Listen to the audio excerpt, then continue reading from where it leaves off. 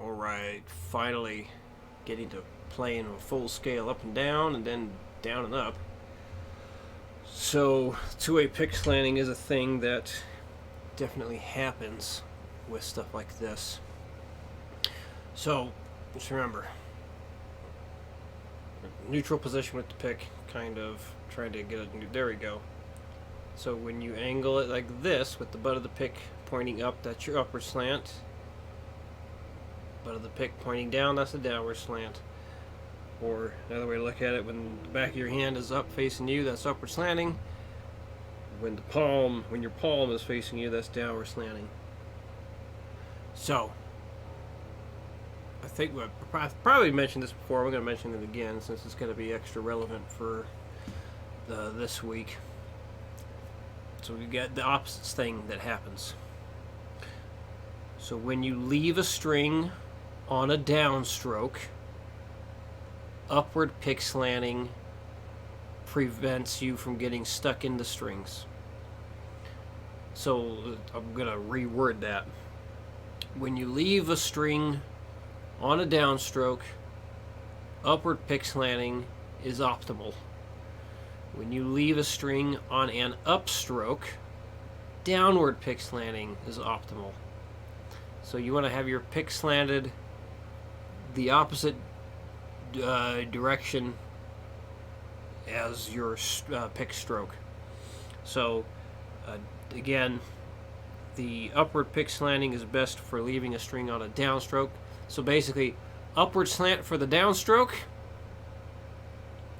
downward slant for the upstroke for changing strings. I'm just going along with how the wording is that has been popularized. I don't know why. I know Troy had a reason for calling it upward slanting and downward slanting,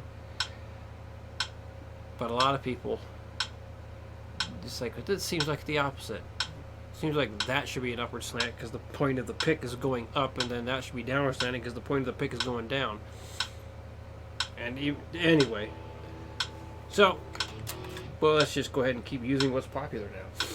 So anyway, here we go, 60 beats a minute with this.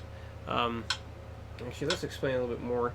So, because I'm primarily upward slanting, where I do like my little changes in how my arm or hand is positioned, it might be a little bit different than yours, but basically the same idea is going to apply. So you're going to be going down, up, down. So you want that upward slant there, and then up, down, up. That'll be a downward slant next. Down, up, down.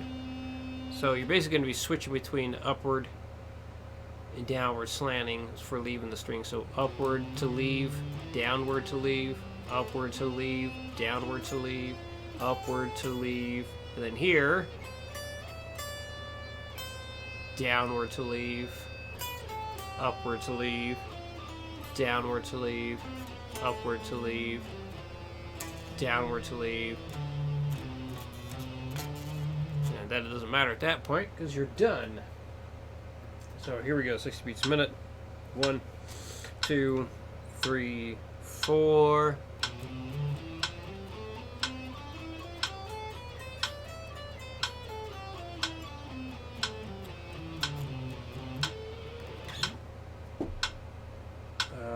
Here is 80. 1, 2, 3, 4.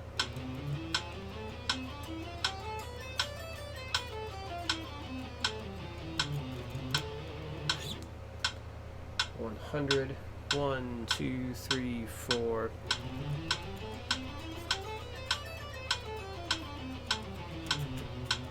Wow, I stopped too soon. Take two. 1, 2, 3, 4.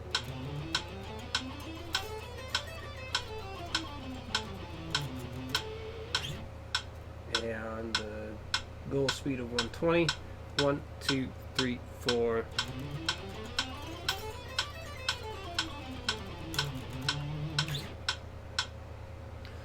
Alright, on to number 2.